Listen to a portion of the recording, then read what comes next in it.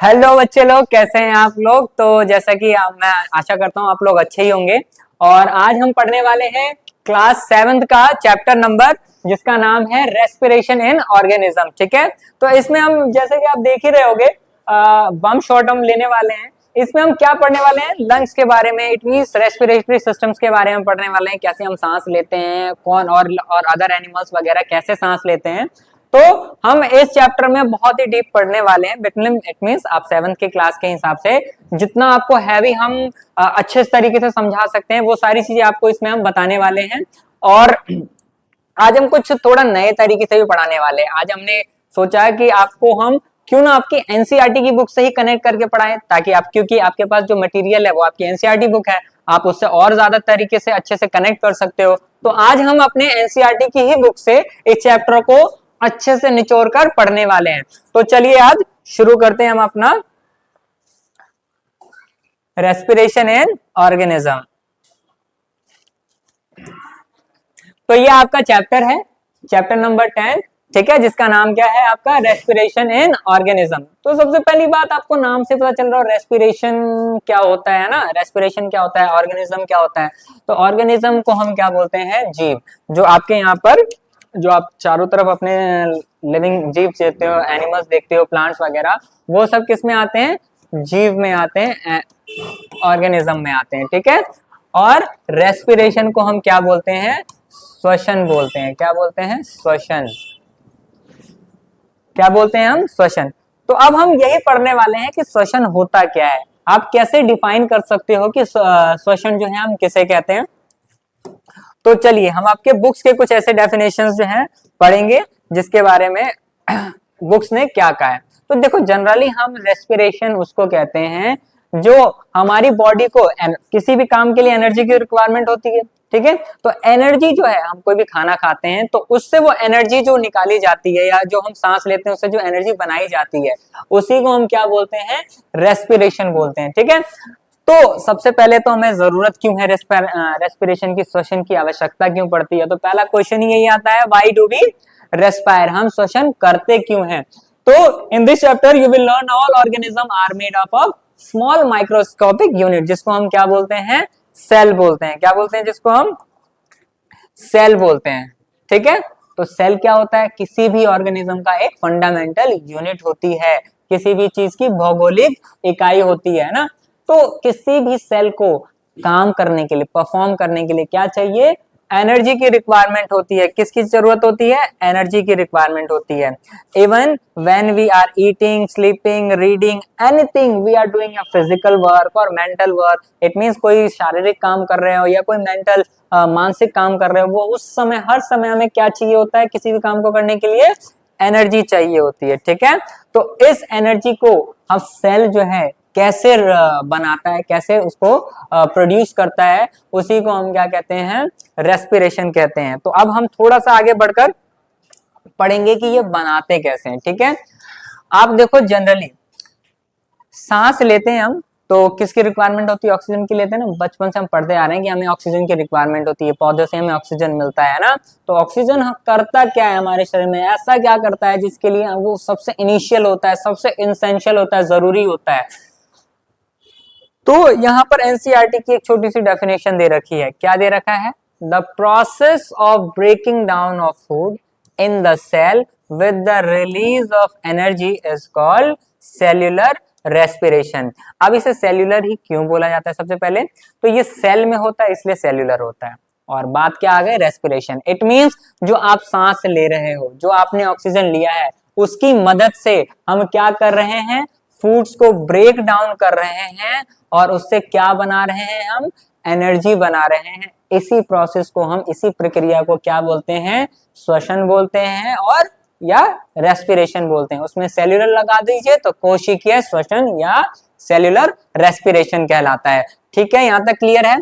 अब देखो, जब क्या होता है, हम सांस ले रहे हैं, हमारे को आराम से सांस में इट मींस ऑक्सीजन मिल रहा है, तो अब तो वो क्या कहलाएगा, एरोबिक रेस्पिरेशन। इट मींस मैं सांस ले रहा हूं मुझे सांस की जरूरत है और मुझे सांस आराम से मिल रही है, इट मींस ऑक्सीजन मुझे आसानी से मिल जा रही है, तो उसे हम क्या बोलेंगे, एरोबिक रेस्पिरेशन। ये एरो से बना है, एरियल से बना है, किससे बना है, एरियल से। एरियल का मतलब एयर, एयर मतलब ऑक्सीजन, ठीक है। When the break down of glucose occurs with the use of oxygen is called aerobic respiration। जब ये ब्रेक डाउन वाला प्रोसेस जो है किसकी प्रेजेंस में होता है, ऑक्सीजन के साथ होता है, तो उसे हम क्या बोलेंगे, एरोबिक रेस्पिरेशन। हिंदी में क्या बोलते हैं, वायवीय श्वसन बोलते हैं। क्या बोलते हैं इसे, वायवीय श्वसन, क्योंकि ये वायु की उपस्थिति में है, इसलिए इसे क्या बोलते हैं, वायवीय श्वसन, ठीक है। अब इसी का जस्ट अपोजिट हो जाएगा, जब यही ब्रेकडाउन क्या होगा आपका, यही जो ब्रेकडाउन है, जब हमें ऑक्सीजन नहीं मिल पाएगा प्रॉपर तरीके से, तो उसे हम क्या बोल देंगे, एनएरोबिक, मतलब एरोबिक ऑक्सीजन की अनुपस्थिति, तो इसे हम अवायवीय श्वसन बोलते हैं, अवायवीय श्वसन, ठीक है। जब breaking down of foods in without using oxygen is called anaerobic respiration। समझ गए, जब वायवीय श्वसन जब वायु की उपस्थिति में होगा एरोबिक रेस्पिरेशन, और जब अवायवीय श्वसन जब वायु इट मींस ऑक्सीजन नहीं होगा, एब्सेंस होगा, तो उसे हम क्या बोलेंगे, अवायवीय श्वसन, ठीक है।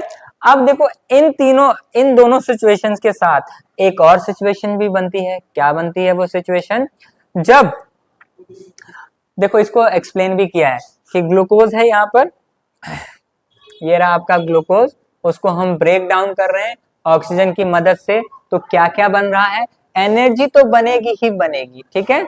एनर्जी देखो दोनों में ही रिलीज होगी, ठीक है। अभी एक तीसरा हम से केस भी पढ़ेंगे, तो एनर्जी तो बनेगी ही बनेगी, ठीक है। बट ग्लूकोज जब ऑक्सीजन के साथ होगा तो उसके क्या बनेगा, कार्बन डाइऑक्साइड रिलीज होगा और वाटर, इट मींस 3 मटेरियल जो है रिलीज होगा ग्लूकोज को तोड़ने के बाद। एनर्जी जो है यूटिलाइज कर लेगा हमारा सेल, और ये जो चीजें हैं या तो हम रिमूव कर देंगे बॉडी से, या फिर ये सांस के थ्रू आप रिमूव कर दोगे ना, जब हम सांस छोड़ते हैं तो कार्बन डाइऑक्साइड को छोड़ दोगे, और वाटर जो है इवेपोरेशन के थ्रू या यूरिन के थ्रू हम बॉडी से रिमूव कर देंगे। अब अगला आता है जब एनाएरोबिक रेस्पिरेशन होता है, जब वायु में ऑक्सीजन नहीं है, तो क्या बनेगा, एनर्जी तो बनेगी ही बनेगी, क्योंकि उसको तो बॉडी को तो यूटिलाइज करना ही करना है। तो उसमें भी हम कार्बन डाइऑक्साइड जो बनेगा उसको हम किसके थ्रू, ब्रीथिंग के थ्रू एक्सहेल कर देंगे, और उसमें एक नया प्रोडक्ट बनता है जिसको हम कहते हैं अल्कोहल, ठीक है। तो ये कम समय में बनता है हमारी बॉडी में, तो ये कम रिलीज होता है, ठीक है। अब मैं बता रहा था आपको कि तीसरी सिचुएशन आती है, और वो क्या है, देखो अब हमें सांस तो हम हर वक्त लेते ही हैं, हर समय जरूरत होती है, लेकिन जब हम हैवी एक्सरसाइज करते हैं, ज्यादा भाग दौड़ कर लिया, ज्यादा मेहनत कर ली, जिम चले गए, तो उस समय क्या चाहिए, ज्यादा एनर्जी रिलीज कर रहे हैं, तो ज्यादा क्या होगा, रेस्पिरेशन जरूरत होगी, ज्यादा मात्रा में हमें क्या चाहिए, एनर्जी की जरूरत है, क्योंकि हम हैवी वर्क कर रहे हैं, हार्ड वर्क कर रहे हैं। तो उस वक्त हमें सांस लेते वक्त हमें थोड़ा कम ऑक्सीजन मिलता है, इट मींस डिफिशियंसी हो जाती है ऑक्सीजन की। तो उस ऑक्सीजन की कमी वाली स्थिति में हम क्या होता है, हमारे मसल्स में क्रैम्प्स पड़ने लगते हैं, अकड़न आ जाती है। जैसे आप क्रिकेट वगैरह के फैन होंगे, तो क्रिकेटर्स क्या करते हैं, ज्यादा भागते हैं, दौड़ते हैं, तो क्या आ जाते हैं, उनके पैरों में क्रैम्प आ जाते हैं, तुरंत वो ऐसे फीड होके लेट जाते हैं ना। तो वो क्या हो रहा है, किसकी वजह से हो रहा है, वो डिफिशियंसी या एब्सेंस ऑफ ऑक्सीजन की वजह से हो रहा है। ऑक्सीजन उन्हें क्या नहीं मिल पा रहा है, पर्याप्त मात्रा में नहीं मिल पा रहा है। देखो फॉर एग्जांपल यहाँ पर दे भी रखा है, our muscle cells can also respire anaerobically और but only for a short time, है ना। मतलब क्या, जब हम ज्यादा मेहनत कर रहे हैं, ज्यादा मसल्स को स्ट्रेच कर रहे हैं, खींच रहे हैं, ज्यादा उस पर प्रेशर डाल रहे हैं, तो उसकी वजह से क्या होता है, उन्हें एक्सेस मात्रा में क्या चाहिए, ऑक्सीजन की जरूरत होती है। तो ऑक्सीजन की कमी होने की वजह से क्या होता है, हमारे मसल्स में एक एसिड बनता है जिसका नाम क्या है, लैक्टिक एसिड। क्या बन जाता है, लैक्टिक एसिड। और ये सिर्फ कहाँ बनता है, मसल्स में ही बनता है, इसलिए मसल्स में क्रैम्प आ जाते हैं, अकड़न आ जाती है, ठीक है। देखो यहाँ पे बहुत सारे एग्जांपल्स भी दिया है, साइकिलिंग कर रहे हो या वॉकिंग कर रहे हो या रनिंग कर रहे हो, बहुत सारे ऐसे, या वेट लिफ्टिंग वगैरह कर रहे हो, तो उन सब में हमें हैवी ऑक्सीजन की जरूरत पड़ती है। तो उसी ऑक्सीजन की सप्लाई कम हो जाने पर हमारे मसल्स में क्या आ जाते हैं, क्रैम्प्स आ जाते हैं। एनर्जी तो भैया बनेगी ही बनेगी, तीनों केसेस में बनेगा। क्लियर है यहाँ तक? एरोबिक रेस्पिरेशन मतलब ऑक्सीजन की उपस्थिति में क्या क्या बन रहा है, कार्बन डाइऑक्साइड बन रहा है आपका, अल्कोहल बन रहा है, और क्या रिलीज हो रहा है आपका, वाटर। ठीक है, और वैसे ही एनारोबिक में क्या क्या होगा आपका, कार्बन डाइऑक्साइड बन रहा है और एनर्जी बन रही है, और अल्कोहल बन रहा है। और इसी तरीके से आपका जो है मतलब ऑक्सीजन की कमी में जब मसल्स में कभी कभार इनडायरेक्टली पूछ लेता है कि मसल्स में क्रैम्पल्स क्यों पड़ते हैं, तो आप क्या लिखोगे, हमारा मसल्स भी कभी कभार क्या कहता है, अब muscles also can respire when an anaerobically process. वो कैसे हो जाता है, एनारोबिकली क्या हो जाता है, रेस्पायर हो जाता है, और जिसकी वजह से हमारे मसल्स में लैक्टिक एसिड बन जाता है और इसीलिए हमारे मसल्स में क्रैम्प्स आते हैं। ठीक है, अकड़न आ जाती है। ठीक है, तो ये तो हो गया हमारा सेल्यूलर रेस्पिरेशन और रेस्पिरेशन। ठीक है, जब सेल्स में हो रहा है तो सेल्यूलर रेस्पिरेशन, और बॉडी जो हम प्रोसेस कर रहे हैं वो रेस्पिरेशन। ठीक है, देखिए अब क्या होता है, कभी कभार एक लाइव एग्जांपल्स, ये तो आपका डेली लाइफ में हो गया, कुछ कमर्शियल एग्जांपल्स भी है, मतलब अल्कोहल वगैरह बनाने के लिए भी हम क्या करते हैं, एनएरोबिकली प्रोसेस का इस्तेमाल करते हैं। जैसे देखो, यीस्ट क्या है आपका, एक ऑर्गेनिज्म है जिसका वो सिंगल सेल्ड ऑर्गेनिज्म है ना, क्या है, सिंगल सेल ऑर्गेनिज्म। तो उसका भी एक्सपायर क्या करते हैं, वो एनएरोबिकली क्या करते हैं, रेस्पायर करते हैं। और एनएरोबिकली रेस्पायर जब करता है कोई चीज, तो आपको पता ही है ऑर्गेनिज्म, तो वो क्या रिलीज करता है, अल्कोहल। तो देखो ड्यूरिंग दिस प्रोसेस वो येल्ड अल्कोहल क्या करते हैं, प्रोड्यूस करते हैं, दैट्स व्हाई, और they are therefore used to make wine. और इसलिए इनका इस्तेमाल भी किसके लिए किया जाता है, वाइन एंड बियर्स बनाने के लिए किया जाता है। ठीक है, अब जैसे देखो मसल्स में भैया हमारे क्रैम्प आ गए, तो क्रैम्प को हम कैसे कर सकते हैं, कंट्रोल भी कर सकते हैं। कैसे, देखो, have you ever wondered why we got muscles cramps after the heavy exercise. तो इनको आपको पता तो चल गया कि किसकी वजह से हो रहा है, कि लैक्टिक एसिड बन गया है मसल्स में, उसकी वजह से हो गया है। लेकिन इसको हम कैसे कर सकते हैं कंट्रोल, तो we get relief from cramps after a hot water bath और मसाज। आप देखते होंगे क्रिकेट वगैरह में जब किसी खिलाड़ी को क्या आ जाता है, क्रैम्प पड़ जाता है, तुरंत क्या आता है, फिजियो आते हैं, एक गरम हॉट जो है क्या हॉट वाटर का बैग लेकर आते हैं, उनके क्रैम्प्स पे थोड़ा थोड़ा मसाज कर देते हैं लाइटली। तो उससे क्या हो जाता है, उनका जो क्रैम्प है थोड़ा सा कम हो जाता है।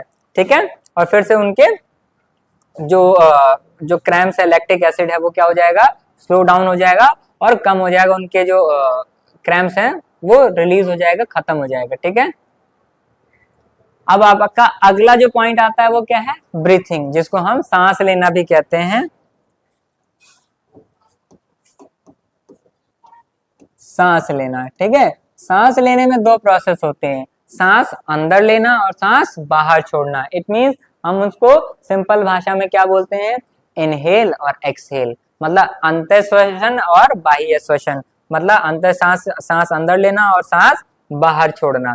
इट मींस अब सांस हम लेते, अंदर क्या लेते हैं भाई, अंदर ऑक्सीजन लेते हैं और बाहर क्या छोड़ते हैं, कार्बन डाइऑक्साइड छोड़ते हैं, तो उसी को हम ब्रीथिंग बोल देते हैं। ब्रीथिंग मीन्स, इसको डिफाइन कर दिया, breathing means taking in air rich oxygen and giving out rich in carbon dioxide air is with the help of respiratory organ is called breathing. जब हम क्या करते हैं, इनहेल करते हैं, क्या इनहेल तो हम हमारे लिए यूजफुल क्या है, ऑक्सीजन, तो ऑक्सीजन को हम इनहेल कर रहे हैं, और जब एक्सहेल जो हमारा वेस्ट है जैसे कि कार्बन डाइऑक्साइड, तो उसे जब एक्सहेल करेंगे तो उसी को, इस प्रोसेस को हम क्या बोल देते हैं, ब्रीथिंग बोल देते हैं। ठीक है, सांस लेना।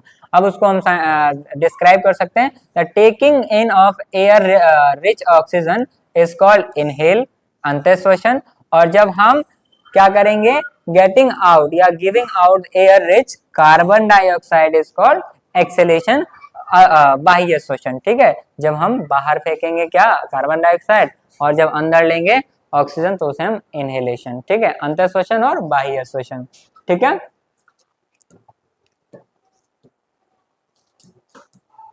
अब देखो रेस्पिरेशन इन ऑर्गेनिज्म, जो ऑर्गेनिज्म है वो कैसे कैसे, एक एग्जांपल दे दिया यहाँ पर कि आप नाक बंद करके इनहेल करते हो, जैसे वो बाबा जी करते हैं ना, आपके योगी क्या नाम है, रामदेव बाबा जी, है ना, अंतःग्रहण और बाह्य श्वसन मतलब सांस अंदर लेना और बाहर लेना, ठीक है। जैसे देखो, Boojho notice that when he release the breath after holding, if sometimes he had breathed heavily and can you tell him why? क्या होता है जब हम थोड़ी देर सांस रोकते हैं और जब छोड़ते हैं तो वो क्या होता है, बहुत तेजी से बाहर आता है। क्यों? क्योंकि हमारी पूरी बॉडी ने उसको होल्ड करके रखा है। जितनी देर तक हम सांस नहीं लेंगे उतनी देर तक होल्ड रहेगा, वो वेस्ट तो निकलेगा ही ना, तो इसलिए वो तेजी से क्या आएगा, बॉडी से बाहर आएगा। Changing breathing rate under the different,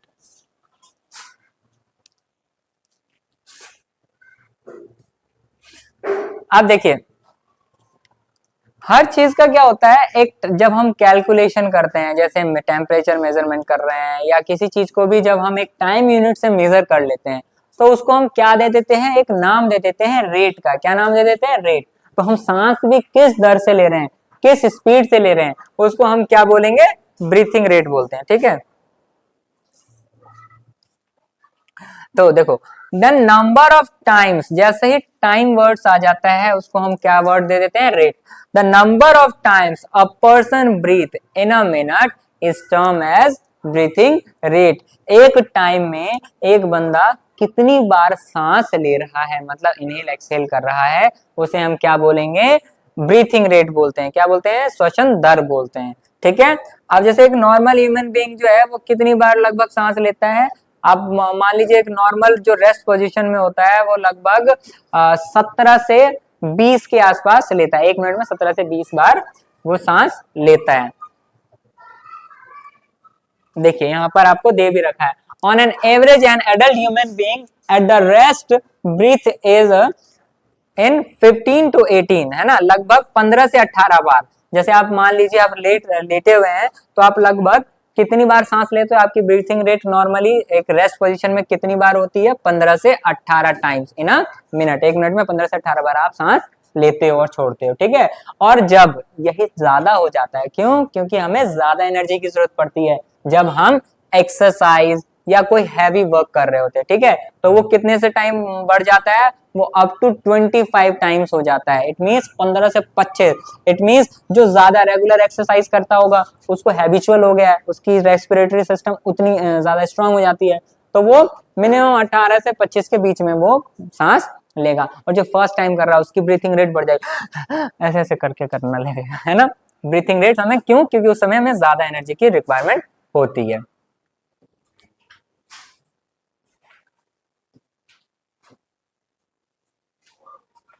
अब अगला पॉइंट आपका आता है, हाउ डू वी ब्रीथ। हम सांस लेते तो हैं लेकिन किसकी हेल्प से लेते हैं, हम कैसे सांस लेते हैं। तो अब हम अपने लंग्स के बारे में पढ़ने वाले हैं, हमारा रेस्पिरेटरी सिस्टम के बारे में पढ़ने वाले हैं, ठीक है। तो चलिए उससे पहले हम कुछ इन्होंने पॉइंट्स दे दिए हैं, ठीक है, हम पॉइंट्स को पढ़ लेते हैं पहले, ठीक। पहले आपका जैसे आपके नाक, ये नेजल कैविटी, तो पहला आपका पॉइंट जो आ रहा है वो क्या आ रहा है, नेजल कैविटी, ठीक है।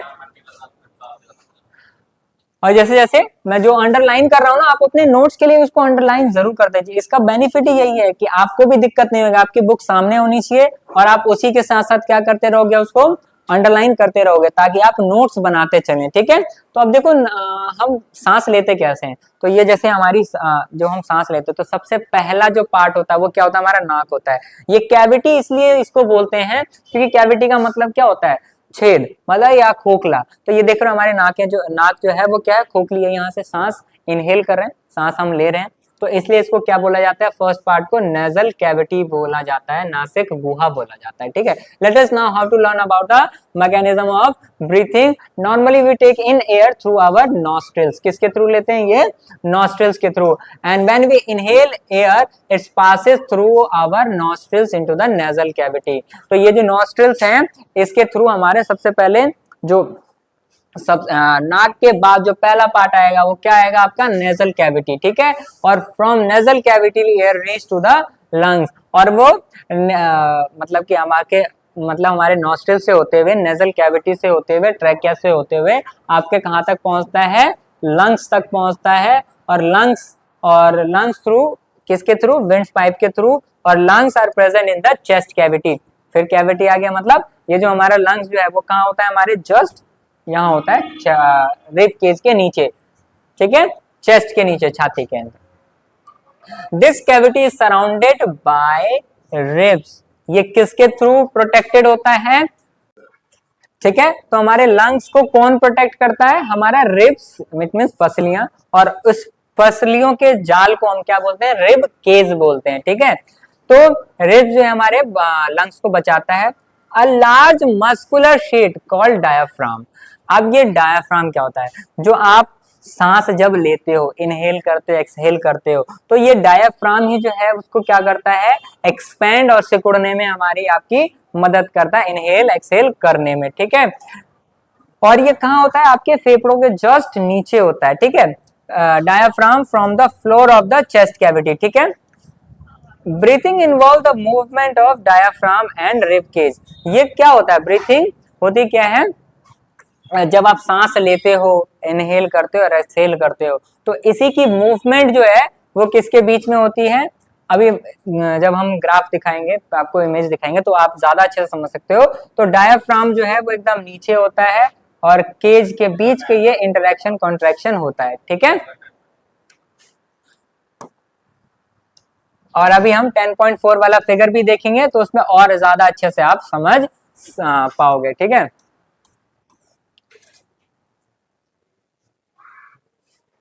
ये रहा आपका इमेज, देखिए।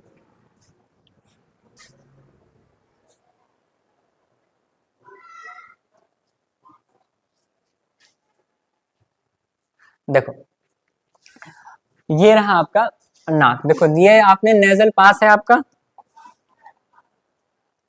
ये आपका नाक है, नाक से आपने हवा ली, इट मींस इनहेल किया,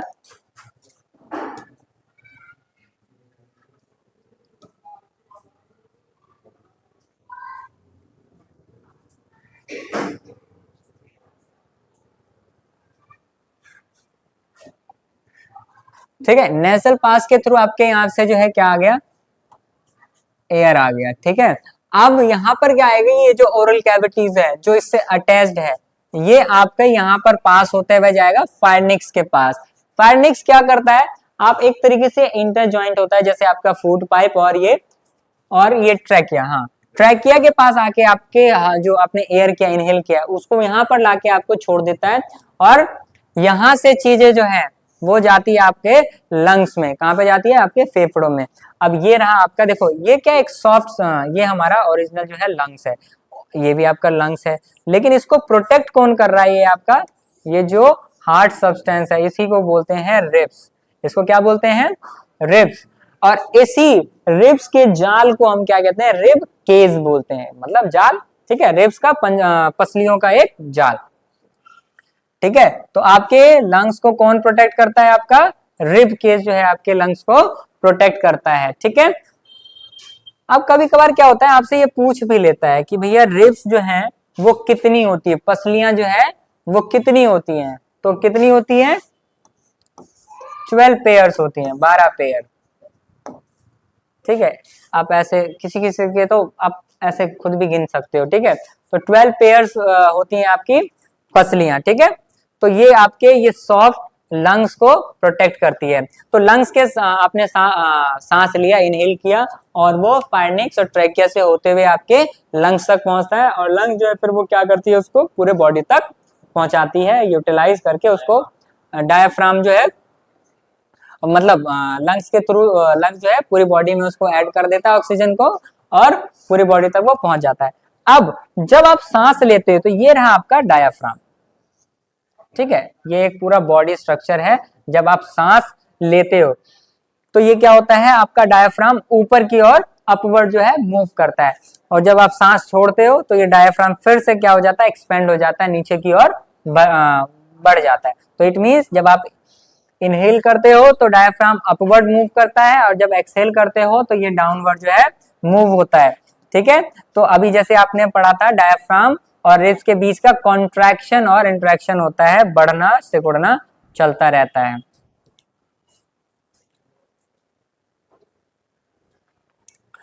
अब देखिए, अब जब हम सांस लेते हैं, हमें पता है एयर में बहुत सारे इम्प्योरिटीज भी होती है। हम सांस जो एयर होता है उसमें 70% तो आपका 71% क्या होता है, आपका तो नाइट्रोजन ही होता है जो हम डायरेक्टली यूज नहीं करते हैं। तो 21% आपका ऑक्सीजन होता है। तो इतनी सारी गैसेस होने के बाद हम सिर्फ ऑक्सीजन ही कैसे करते हैं? तो the air around us have a various type of unwanted particles such as smoke, dust and pollen. ठीक है, बहुत सारे डस्ट पार्टिकल्स भी होते हैं, उन सबको हमें इकट्ठा तो इनहेल नहीं करेंगे, नहीं तो हम स्नीजिंग हो जाती है कभी कभार, और लंग्स में भी इफेक्ट पड़ता है। जो ऐसे इंडस्ट्रीज में काम करता है जहां पर ज्यादा डस्ट रिलीज होता है, तो कितना भी आपका नाक जो है फिल्टर भी करे तो भी वो चला ही जाता है। तो when we inhale the particles get trapped in the air present in our nasal cavity। तो आपने देखा होगा आपके नाकों के अंदर जो है ना बाल होते हैं, वो किस काम में आते हैं? तो वो बेसिकली इसी काम में आते हैं, जो स्मोक या डस्ट पार्टिकल होते हैं उनको वो फिल्टर कर देते हैं। However, sometimes these particles may get past the hair in the nasal cavity, then they irritate and lining in the cavity, its result which we sneeze। और जब कभी कभार क्या होता है, डस्ट हमारे नाक में जाता है और जब हमारे ये नेजल कैविटी में क्या होती है, इचिंग होती है, या समटाइम्स क्या हो जाता है, हमारे को इरिटेशन होती है, तो जिसकी वजह से हम स्नीज कर देते हैं, छींक लेते हैं। ठीक है,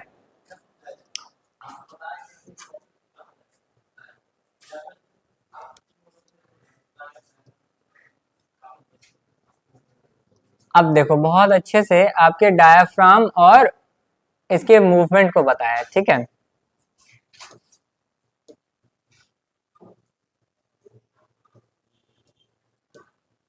ये देखिए, अब देखो यहां पर एयर इज ड्राउन इन, जब हम क्या करते हैं, एयर को इनहेल करते हैं, मतलब सांस ले रहे हैं। ठीक है, तो देख रहे हो डायाफ्राम क्या हो रहा है, क्या हो रहा है, डायाफ्राम्स मूव्स डाउन। तो ये क्या होता है, ऊपर की तरफ भागता है। ठीक है, और डाउन और फोर्स आउट। हाँ, जैसे जब हम सांस लेंगे अंदर तो ये क्या करेगा, ऊपर की तरफ मूव कर रहा है। इट मींस डायाफ्राम को जो निचला वाला पोर्शन है, ये हमारा फेफड़ा ऊपर की तरफ मूव करेगा और डायाफ्राम क्या करेगा, नीचे की तरफ मूव करेगा। ठीक है, इनहेलेशन के समय। और इसी का जस्ट उल्टा कर देगा, जब हम एक्सहेल करते हैं तो डायाफ्राम क्या करेगा, फिर से बैकवर्ड आ जाएगा। जब सांस ले रहे हैं तो ऊपर, और जब छोड़ेंगे तो वो फिर से अपने रियल पोजीशन में आ जाएगा। जैसे देखो ये नॉर्मल पोजीशन है। ठीक है, जब हम सांस ले रहे हैं तो ये ऊपर की ओर भाग रहा है ये, लेकिन डायाफ्राम जो है नीचे की तरफ सिकुड़ रहा है। और वैसे ही जब हम एक्सहेल करते हैं तो ये देख रहे हो, ये नीचे वाला पोर्शन जो है ऊपर की ओर चला गया। ठीक है, ये जो हमारा डायाफ्राम था वो ऊपर की तरफ सड़क गया। ठीक है,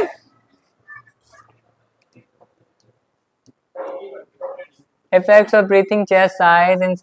आप इसको एक्सपेरिमेंट करके भी आप क्या कर सकते हो, मूवमेंट को नोटिस करना है, आप उसको लिख के भी एग्जैक्टली चेक कर सकते हो कि हाँ क्या इनहेल और एक्सहेल के समय हमारी बॉडी में क्या क्या मूवमेंट्स देखने को मिलती हैं। ठीक है,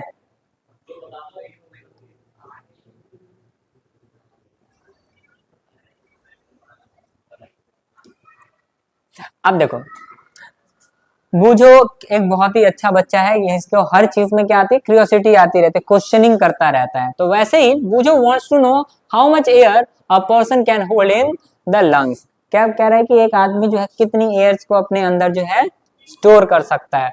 तो देखो the understand the expansion of the lungs pull the rubber sheet. इसने क्या किया, एक्सपेरिमेंट करने के लिए एक बोतल ले ली, बोतल को ऊपर से कवर कर दिया कंप्लीटली, और उसमें एक टू साइडेड टू वे वाला एक बलून लगा के साइडर, और उसमें बलून लगा दिया और नीचे एक रबर शीट लगा दी।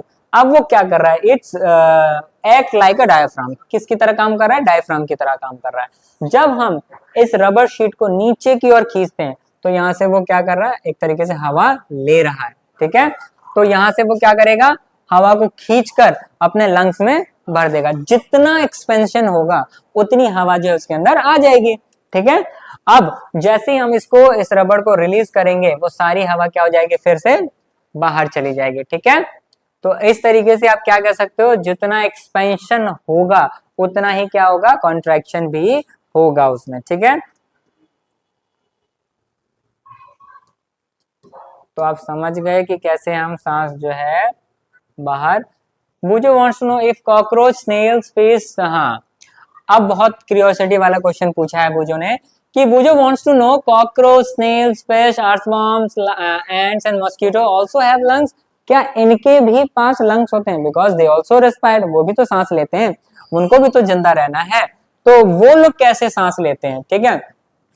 तो जितने भी इंसेक्ट्स होते हैं, जितने भी कीड़े मकोड़े होते हैं, most of these are use their skins to respire. बहुत सारे क्या होते हैं जो और आपके इंसेक्ट्स होते हैं वो किसका इस्तेमाल करते हैं, स्किन का इस्तेमाल करते हैं। बट देयर आर एक्सेप्शनल, कुछ कुछ ऐसे जानवर होते हैं जो अलग ही चलते हैं अपनी ग्रुप से। तो पहला आपका इसने जैसे पूछा कॉकरोचेस के बारे में, तो these opening calls are spiracles, insects have network of air tube called tracheae, क्या बोलते हैं, ट्रैकिया। तो जो बहुत सारे छोटे छोटे इंसेक्ट्स होते हैं उनके पास क्या होते हैं, छोटे छोटे छेद होते हैं, स्पाइरेकल्स होते हैं, जिनको हम क्या बोलते हैं, ट्रैकिया बोलते हैं, क्या बोलते हैं, trachea. For a gas exchange, जैसे आपने प्लांट्स के बारे में देखा था, स्टोमेटास वगैरह होते हैं ना, छोटे छोटे पोर्स, वो एक्सचेंज गैसेस करते हैं, वैसे ही जो आपके इंसेक्ट्स वगैरह होते हैं वो मोस्ट ऑफ द टाइम्स क्या करते हैं, अपने छोटे छोटे पोर्स, छोटे छोटे ओपनिंग स्पाइरेकल्स का इस्तेमाल करते हैं, और इसी नेटवर्क को हम क्या बोलते हैं, ट्रैकियाज बोलते हैं। देख रहे हो ये बहुत सारे यहाँ पर होल्स दे रखे हैं, ठीक है। तो इसका इस्तेमाल वो एक्सचेंज ऑफ गैसेस के लिए करते हैं। Oxygen rich air as rushes through the spiracles and reach out, क्या गया, reach through the spiracles into the tracheids tubes and diffusion onto the body and tissues and reach every cell of the body similar, and carbon dioxide from cells goes into the tracheids tubes and move through the spiracles। जिस तरीके से अंदर आया वो Oxyrich air आया, उसको utilise कर लिया, सारे सेल्स तक पहुंचा दिया, उसी तरीके से जो सिमिलरली कार्बन डाइऑक्साइड थे वो फिर ट्रैकल ट्यूब्स की ट्रैकेल ट्यूब्स की थ्रू जो है उसी तरीके से रिवर्स वापस बाहर बॉडी से वो भेज देंगे, ठीक है। अब देखो यहाँ पर बहुत अच्छे तरीके से आपको डिस्क्राइब किया है कि the percentage of oxygen and carbon dioxide is inhale and exhale air. जब आप देखो मान लीजिए आप इनहेल करते हो 21% ऑक्सीजन है हमारे इन्वायरमेंट में, तो इनहेल जब कर रहे हो तो ऑक्सीजन लंग्स, और एक्सहेल जब कर रहे हो तो वो कितना ऑक्सीजन जो है एक्सहेल करते हो। तो इसलिए हम कहते हैं कि हम कार्बन डाइऑक्साइड रिलीज करते हैं क्योंकि वो ज्यादा मात्रा में करते हैं ना, ठीक है। तो हमने 21% ऑक्सीजन लिया और जो है 16% ऑक्सीजन जो है एक्सहेल कर दिया, तो उसमें हमने कितना कार्बन डाइऑक्साइड रिलीज किया है, लगभग जब हम इनहेल कर रहे हैं तो जो हमारा लंग्स है वो सिर्फ 0.04% यूज करता है, और कितना परसेंट जो है वो रिलीज करता है, तो 4.4% जो है आपका रिलीज कर देता है, और इसी का इस्तेमाल प्लांट्स वगैरह जो है अपने फूड्स वगैरह प्रिपरेशन के लिए यूज कर लेते हैं।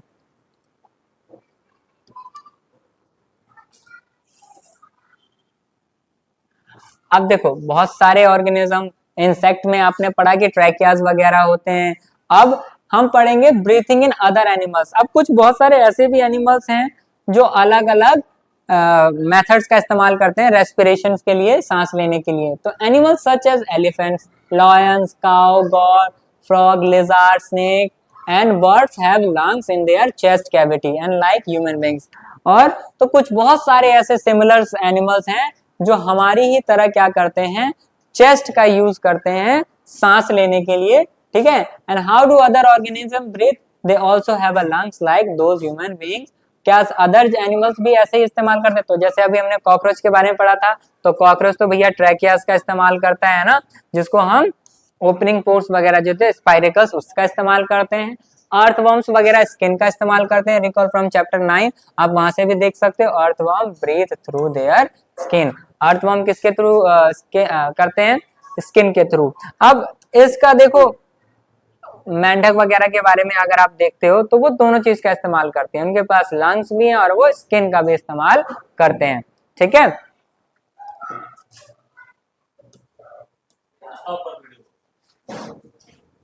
क्या ये उधर से पढ़ाया था उधर आपने? हाँ तो यही तो पढ़ाया था। ओके, अब हम पढ़ेंगे ब्रीथिंग अंडर वाटर की, मतलब जो जानवर अंडर वाटर में रहते हैं, इट मींस एक्वाटिक एनिमल्स, वो कैसे सांस लेते हैं, तो उनके बारे में हम थोड़ा सा पढ़ लेते हैं। Can we breathe and survive in under water? हम लोग जब जाते हैं, जैसे कि जो स्कूबा डाइविंग्स वगैरह करते हैं, तब हम देखते होंगे आप लोग सिलेंडर वगैरह लेकर जाते हैं। क्यों? क्योंकि हम लंग्स से सांस नहीं ले सकते हैं। ये चीज तो प्रूफ हो जाती है कि हम अगर सांस, या आपने देखा होगा जब हम पानी में कूद जाते हैं स्विमिंग में, तो हम पूरी प्रॉपर तरीके से सांस नहीं ले पाते। अगर हमने सांस लिया तो वाटर जो है हमारी बॉडी के अंदर चला जाएगा और लंग्स में पानी भर जाएगा, और जिसकी वजह से हमारी बॉडी का जो है कंसंट्रेशन बढ़ जाएगा, हम डूबने लगेंगे और मर भी जाएंगे। तो इसीलिए तो जो एक्वाटिक एनिमल्स होते हैं वो फिर कैसे इस्तेमाल करते हैं, कैसे सांस लेते हैं, तो देखो, we have studied in class 6 that the gills in a fish help them to use oxygen dissolved in water। तो जो फिश होते हैं इनके यहाँ पर क्या होता है, गिल्स होता है, जो कि जो वाटर में जो डिसॉल्व ऑक्सीजन होते हैं उसको डिफ्यूज करके, है ना, डिफ्यूज करके और उनको वो हाइड्रोजन छोड़कर और ऑक्सीजन वो अपनी बॉडी में यूटिलाइज कर लेते हैं। तो gills are projection of the skin. You many wonder that gills help to the breathing and gills are well supplied with the blood vessels। और इनका यहाँ से ये इनको ऑक्सीजन लेकर और पूरी मछलियों के पूरे बॉडी तक जो है फैला देते हैं। ठीक है, ऐसे ही ओके, अगला पॉइंट क्या है, जो हमने फिश के बारे में पढ़ लिया। अब देखिए जो एक्वाटिक प्लांट्स थे वो एक्वाटिक एनिमल, अब हम प्लांट्स के बारे में पढ़ेंगे। Do plant also respire? क्या पौधे भी रेस्पिरेशन करते हैं? तो बिल्कुल, ये लिविंग ऑर्गेनिज्म है तो बिल्कुल करेंगे, बस इनका मोड ऑफ रेस्पिरेशन थोड़ा अलग होगा। Like other living organism, plant also respire for their survival and you have also learn in class 6, और ये आप पढ़ भी चुके हैं। They also take oxygen from the air and give out carbon dioxide. ये भी क्या करते हैं, ऑक्सीजन लेते हैं और कार्बन डाइऑक्साइड छोड़ते हैं। तो in cell oxygen is used to break down glucose. तो ये जो ऑक्सीजन लेते हैं, ऑक्सीजन लेंगे तभी तो वो ग्लूकोज को ब्रेक डाउन करेंगे, तो वे ऑक्सीजन का इस्तेमाल कर रहे हैं और उसको ब्रेक डाउन करते हैं, और जिसको हम सेल्यूलर रेस्पिरेशन बोलेंगे। ठीक है, and in plants each part can independently take oxygen from the air and give out carbon dioxide. And you have already learned in chapter 1 that the leaves also have plants are tiny pores। और आपने first chapter में भी पढ़ा था कि plants के पास, सबसे पहली बात तो प्लांट्स क्या होते हैं, हर पार्ट जो अलग अलग इंडिपेंडेंटली ऑक्सीजन लेता है और उसको जो एक्सेस होता है वो कार्बन डाइऑक्साइड को छोड़ देता है। वैसे ही प्लांट्स में एक मोस्ट इंपॉर्टेंट पार्ट होता है जिसका नाम होता है स्टोमेटा। क्या होता है? स्टोमेटा। जो प्लांट्स के अंदर छोटे छोटे पोर्स होते हैं उनको हम क्या बोलते हैं? स्टोमेटा। और स्टोमेटा का असली काम होता है एक्सचेंज ऑफ एक्सेस गैस और water. It means exchange of oxygen और carbon dioxide, it means gases. ठीक है, तो जो भी प्लांट्स में एक्सेसिव वाटर और गैस है उसको वो क्या करेगा? एक्सचेंज करता है। ठीक है, पहली wants to know whether roots which are underground also take in oxygen। क्या प्लांट्स में जो रूट्स होते हैं वो तो भैया अंदर की तरफ होते हैं, जमीन के अंदर होते हैं, तो क्या वो भी ऑक्सीजन लेते हैं? ठीक है, तो ये बताना चाह रहा है, पूछ रही है पहेली, उसको पता है, वो जानना चाहती है। ठीक है, like all other living cells of the plants and other cell also need oxygen and generate energy roots up from the air space and between the soil particles। अब क्या करता है, देखो ऑक्सीजन की तो जरूरत है ही प्लांट्स को और रूट को भी, तो वो क्या करेगा, जो आपके सॉइल्स में जो एयर पार्टिकल्स हैं, जो सॉइल्स में जो वैक्यूम स्पेसेस हैं, एयर स्पेसेस हैं, वो क्या करेंगे, रूट्स वो वहां से सक करेंगे, वहां से एब्जॉर्ब करेंगे आपके ऑक्सीजन को और उसको यूटिलाइज करेंगे अपने एनर्जी के लिए। ठीक है, क्योंकि बिना ऑक्सीजन के वो रेस्पिरेशन करेंगे नहीं और बिना रेस्पिरेशन के उनके पास एनर्जी मिलेगी नहीं, और एनर्जी के बिना काम कैसे करेंगे वो फिर। ठीक है, तो can you gas what would happen if the potted plant is overwatered? In this chapter you learn that the respiration is a vital biological. क्या होगा कि अगर आपके प्लांट्स में ज्यादा पानी डाल दिया जाए, ठीक है, क्योंकि रेस्पिरेशन जो है बहुत ज्यादा जरूरी होता है, तो process of all living organism need to respire and get the energy needed and their survival. अब क्या होगा कि अगर मान लीजिए आपके प्लांट्स को ज्यादा हमने पानी दे दिया, तो वो एक्सेसिव वाटर की वजह से क्या करेगा, वो एक्सेसिव वाटर लेके फिर वो ट्रांसपिरेशन ज्यादा मात्रा में करेगा, ज्यादा एक्सेस वाटर को जो है ट्रांसपिरेट कर देगा, वाष्पोत्सर्जन कर देगा. ठीक है, आप कुछ देखिए कीवर्ड दे रखे हैं, ये सब आपको पता भी होने चाहिए, क्योंकि कभी कभार आपको सिंगल वर्ड्स में डेफिनेशंस भी आ जाती है कि एरोबिक रेस्पिरेशन क्या होता है, एनारोबिक रेस्पिरेशन क्या होता है, ब्रीथिंग रेट क्या होती है या कितनी होती है, सेल्यूलर रेस्पिरेशन क्या होता है, लंग्स, और ये आपके कुछ कीवर्ड्स हैं जो आपको जरूर पता होने चाहिए. और ये आपका जैसे कि एनसीईआरटी की ब्यूटी यही है कि आप जो भी पूरी बुक्स में से पढ़ते हो उसका एक छोटा सा कंक्लूजन होता है कि व्हाट यू हैव लर्न, आपने क्या सीखा इस पूरे चैप्टर में से. तो respiration is essential for surviving living organism, ये सारी चीजें आप पढ़ चुके हो. ठीक है, इसको एक बार आप यहाँ से रिकॉल कर सकते हो. ठीक है, अब मैं इसमें कुछ इंपॉर्टेंट क्वेश्चंस भी आपको लगवा देता हूँ, ठीक है, ताकि आप अपने घर पे इसकी प्रैक्टिस भी कर सकते हो. Why does an athlete breathe faster and deeper than the usual and after finishing the race? ये भी आपसे देखो, ये दो तरीके से क्वेश्चन आ सकता है.